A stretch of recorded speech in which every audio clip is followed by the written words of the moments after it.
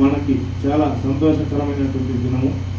ఎందుకంటే చిన్న స్థాయి నుంచి ఈరోజు అత్యధిక విద్యార్థి అవార్డు పొందినటువంటి మన రవితేజ స్కూల్స్ అధినేత రవి సార్ గారు ఈరోజు మన ఊరికే మంచి గొప్ప గర్వకారణంగా కూడా ఈరోజు అవార్డు పొందడం జరిగింది.